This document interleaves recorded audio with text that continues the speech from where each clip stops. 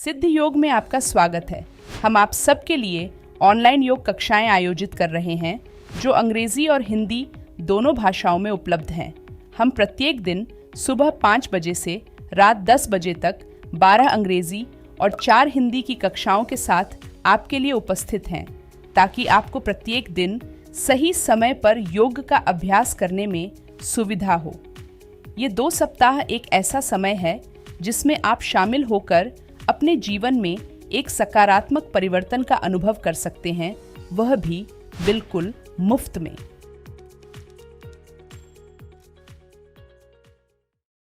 दोस्तों, क्या आप अपने घुटनों के जॉइंट और आपके एंकल जॉइंट्स की फ्लेक्सिबिलिटी को बढ़ाना चाहते हैं? आप स्ट्रेस और एंजाइटी की समस्या से जूझ रहे हैं, आपका कंसंट्रेशन अच्छा नहीं है, आपका डाइजेशन अच्छे से काम नहीं कर रहा है, आप अपने इंटरनल ऑर्गन्स को स्टिमुलेट करना चाहते हैं, आपका फोकस अच्छा नहीं है, आप किसी भी काम पर ध्यान नहीं लगा पाते हैं, आपका जो एनर्जी लेवल है वो बहुत ज़्यादा डाउन रहता है, बहुत ज़्यादा वीक फील करते हैं आप दिन भर और आप स्वस्थ नहीं रहते हैं, आपकी जो स्पाइन है वो अच्छे से फ्लेक्सिबल नहीं है, कमर दर्द की शिकायत रहती है आपको। तो दोस्तों, आज का ये जो अभ्यास है इसमें हम आपको एक ऐसे आसन का अभ्यास करवाएंगे जो कि आपको बहुत ज़्यादा हेल्प करेगा आपकी इन सारी समस्याओं को दूर करने में, और साथ ही साथ इस आसन के अभ्यास से आपको और भी कई सारे लाभ मिलेंगे। बहुत सारे फिजिकल और मेंटल बेनिफिट आपको इस आसन के अभ्यास से मिलेंगे, जिनके बारे में हम आपको इस आसन के अभ्यास के दौरान बताएंगे। तो दोस्तों, मेरा नाम है अतुल मिश्रा और सिद्धि योगा में आप सभी का स्वागत है। तो चलिए दोस्तों, हम लोग चलते हैं अपने योग मुद्रासन साइकिक यूनियन पोज वेरिएशन के अभ्यास की तरफ। तो दोस्तों, इसका अभ्यास शुरू करने से पहले हम इसके बारे में कुछ जानकारी आपको दे देते हैं। तो दोस्तों, ये जो आसन है ये आपके इंटरमीडिएट आसनास की कैटेगरी में आता है ये आसन, और साथ ही साथ ये एक बैठकर करने वाले आसनों की कैटेगरी में आने वाला आसन है, इसलिए हम इसको बैठकर करते हैं। और कॉन्ट्राइंडिकेशंस की बात करें तो इस आसन के लिए कुछ कॉन्ट्राइंडिकेशंस है, कुछ बातें जो आपको ध्यान रखनी है इसका अभ्यास शुरू करने से पहले। तो दोस्तों, अगर आपको आपके घुटनों में दर्द है, एंकल जॉइंट में पेन है, या फिर घुटनों से एंकल जॉइंट से रिलेटेड कोई भी इंजरी है आपको, तो आपको इस आसन का अभ्यास नहीं करना है। साथ ही साथ अगर आपको हिप जॉइंट से रिलेटेड कोई इंजरी है तो भी आपको इस आसन का अभ्यास नहीं करना है। आपको शोल्डर जॉइंट से रिलेटेड कोई इंजरी है तो भी आपको इस आसन का अभ्यास नहीं करना है। साथ ही साथ अगर आपको हाल ही में पेट पर कोई स्ट्रेचेस लगे हैं तो आपको इस आसन का अभ्यास नहीं करना है। आपको हाल ही में कोई सर्जरी हुई है, आपको बैक पेन की समस्या है, सीवियर बैक पेन है, बैक से रिलेटेड कोई इंजरी है, तो भी आपको इस आसन का अभ्यास करने से बचना है। या फिर आप किसी अच्छे योग टीचर के सानिध्य में इस आसन का अभ्यास कर सकते हैं अगर आपको कोई स्पेसिफिक प्रॉब्लम है तो आप चलते हैं इस आसन के अभ्यास की तरफ। तो इस आसन का अभ्यास शुरू करने से पहले कुछ प्री आसनास और प्री प्रैक्टिसेस आपको करनी है। तो इस आसन का अभ्यास शुरू करने से पहले आप लोगों को प्रैक्टिस करनी है अपने अर्ध पद्मासन की, आपको प्रैक्टिस करनी है अपने पद्मासन की, आपको प्रैक्टिस करनी है अपने पद्मासन में फॉरवर्ड बेंड की। ठीक है, तो ये सारी चीज़ें आपको ज़रूर प्रैक्टिस करनी है, सारे आसन आपको ज़रूर प्रैक्टिस करने हैं इस आसन के अभ्यास को शुरू करने से पहले। तो चलिए हम लोग चलते हैं अपने प्रैक्टिस में आगे की तरफ, और साथ ही साथ प्री प्रैक्टिसेस और प्री आसनास को प्रैक्टिस करते हुए हम इस आसन के फाइनल पोज की तरफ जाएंगे। तो देखिए, सबसे पहले आपको जो है अपने दोनों पैरों को सामने की तरफ सीधा कर देना है, दोनों हाथों को अपनी बॉडी के साइड से रखना है। तो ये बैठकर करने वाले आसनों की कैटेगरी में आता है। तो बैठकर करने वाले जो भी आसन है उन सभी का अभ्यास हम दंडासन के अभ्यास यानी स्टाफ पोज से शुरू करते हैं। तो आप सभी लोगों को दंडासन में सीधा बैठना बहुत ज़्यादा जरूरी है इस आसन के अभ्यास के लिए। फिर आपको क्या करना है, फिर हम लोग अपने दाएं पैर को बेंड करके अपने अपोजिट थाई पर रखेंगे, और आपको इस तरीके से अपने नी जॉइंट, एंकल जॉइंट और हिप जॉइंट को वार्म अप करना है। तो ये प्रैक्टिस आपको बहुत ज़रूरी है करना इस आसन के अभ्यास में जाने से पहले। आपको अपने दाएं पैर के साथ इस तरीके से प्रैक्टिस करनी है। ठीक है, ये देखिए काफ़ी अच्छे से आप वार्म अप कर पाएंगे अपने नी जॉइंट, एंकल जॉइंट और हिप जॉइंट को। तो देखिए, उसके बाद अपने बाएं पैर को आप फोल्ड कीजिए और बाएं पैर को आप अपने पेल्विस के नीचे रख लीजिए इस तरीके से। तो ये हमारा अर्ध पद्मासन है, और अर्ध पद्मासन में भी हम लोग योग मुद्रासन की प्रैक्टिस कर सकते हैं। वैसे हम इसको पद्मासन के साथ करते हैं, पर जिन लोगों का पद्मासन नहीं लगता है, ठीक है, जो लोग पद्मासन की पोजीशन नहीं ले पाते हैं, वो लोग अर्ध पद्मासन यानी कि हाफ लोटस के साथ कर सकते हैं प्रैक्टिस। आपको क्या करना है, ये आपकी अर्ध पद्मासन की पोजीशन हो गई।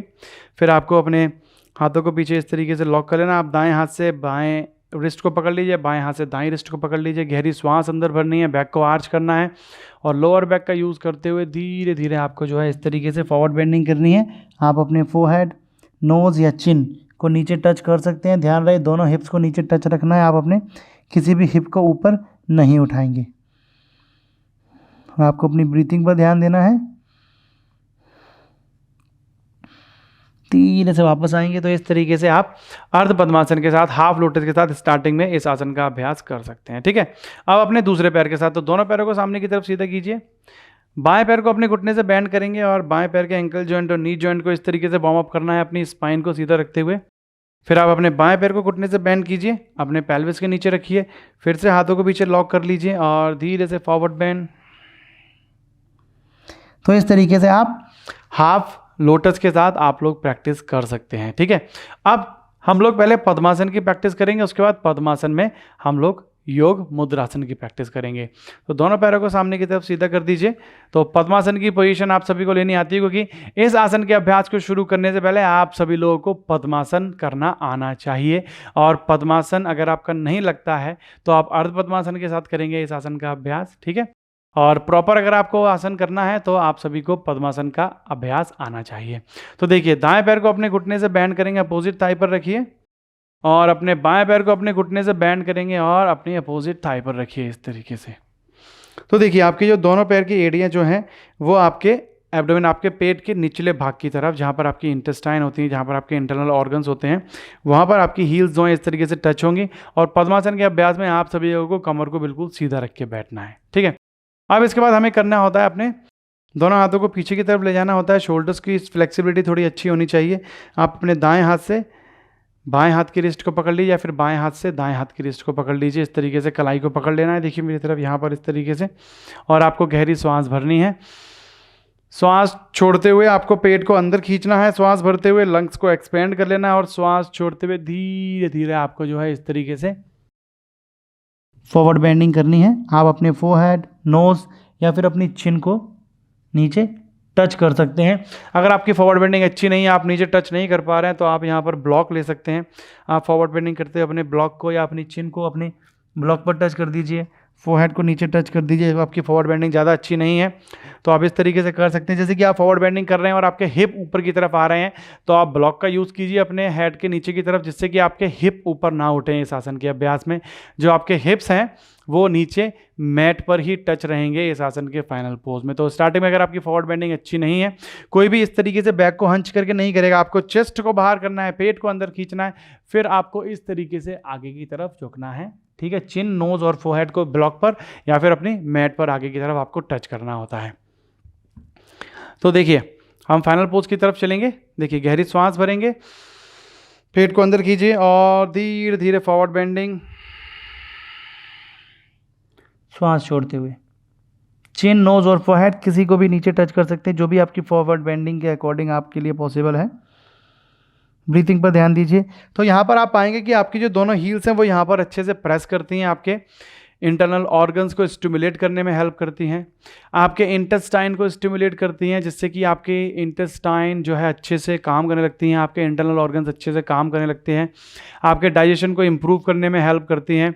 और जो आपकी चेस्ट जो है आप एक्सपेंड करते हैं, फॉरवर्ड बेंडिंग करते हैं, तो इससे जो है आपकी बॉडी के अंदर आपको डीप ब्रीथिंग करनी पड़ती है इस आसन के अभ्यास में। ठीक है, क्योंकि इस आसन के फाइनल पोज में आपको श्वास प्रश्वास को होल्ड नहीं करना है, ब्रीथिंग को कंटिन्यू करना होता है और आपको डीप ब्रीथिंग करनी होती है, जिससे कि आपकी जो हील्स हैं वो आपके पेट पर प्रेस करती हैं। आपकी ब्रीथिंग के साथ जब आपका पेट अंदर और बाहर की तरफ मूव करता है और आपकी हील्स जो आपकी पैर की एड़ियाँ जो प्रेस करती हैं, तो बहुत अच्छी मसाज मिलती है आपके इंटरनल ऑर्गन्स को, जिससे कि आपके इंटरनल ऑर्गन्स जो है वो स्टिमुलेट होते हैं।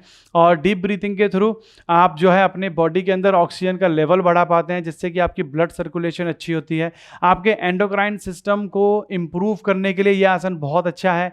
डी स्ट्रेसिंग पोज है, आपके स्ट्रेस को दूर करता है, एंजाइटी को दूर करता है। ओके, और साथ ही साथ आपकी फॉरवर्ड बेंडिंग को इम्प्रूव करता है, आपके नी जॉइंट्स और एंकल जॉइंट्स और हिप जॉइंट्स की फ्लेक्सिबिलिटी को बढ़ाने में हेल्प करता है, आपके कंसंट्रेशन को इम्प्रूव करता है, आपकी याददाश्त को अच्छा बनाता है ये आसन। तो आपको पद्मासन के साथ करना होता है। अब वापस आने के लिए आप अपने बाएं पैर को सीधा कर दीजिए, फिर अपने दाएं पैर को सीधा कर दीजिए। दोनों लेग्स को आपको इस तरीके से रिलैक्स करना होता है।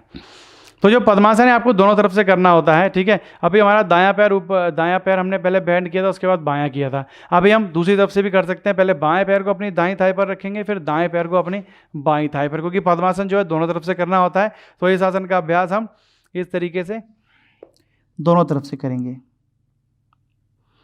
ब्रीथिंग पर ध्यान दीजिए। तो इस आसन के अभ्यास में आपको डीप ब्रीथिंग करनी है और ब्रीथिंग पर ध्यान देना है, ठीक है। वो सबसे ज़्यादा जरूरी चीज़ है।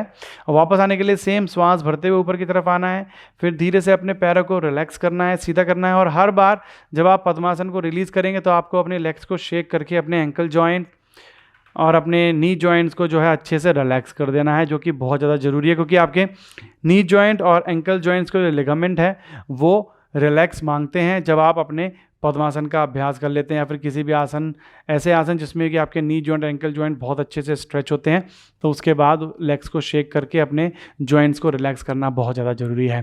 तो दोस्तों, इस आसन का जो अभ्यास है आप 30 सेकंड से 40 सेकंड तक कर सकते हैं। ध्यान रखिए, इस आसन के अभ्यास में ब्रीथिंग को बिल्कुल भी होल्ड नहीं करना है। अगर आप ब्रीथिंग को रोक लेंगे तो आपको इसके जो बेनिफिट हैं वो नहीं मिलेंगे, जैसे कि आपकी बॉडी में ऑक्सीजन का लेवल नहीं बढ़ पाएगा, आपके इंटरनल ऑर्गन्स स्टिमुलेट नहीं हो पाएंगे, आपके इंटेस्टाइन की जो फंक्शनिंग है वो ज़्यादा इंप्रूव नहीं हो पाएगी। तो आपको ध्यान रखना है कि डीप ब्रीथिंग आपको करनी है, ब्रीथिंग पर ध्यान रखना है, ब्रीथिंग कंटिन्यू करनी है इस आसन के अभ्यास में। और धीरे धीरे आप जैसे जैसे अभ्यास करते जाएंगे प्रतिदिन, तो आप हर हफ्ते में 10 से 15 सेकंड की टाइमिंग इंक्रीज़ कीजिए, जिससे कि आप 1 मिनट तक इस आसन के अभ्यास को आसानी से कर पाएँ। तो दोस्तों, ये थी जानकारी आपके योग मुद्रासन के बारे में, और मैं आशा करता हूँ कि इस सारी जानकारी के साथ आप अच्छे से अपने इस आसन का अभ्यास कर पाएंगे और ज़्यादा से ज़्यादा लाभों को आप ले पाएंगे। तो आप कीजिए अपने इस आसन का अभ्यास। हम मिलते हैं आपसे अगले अभ्यास में, तब तक के लिए नमस्कार।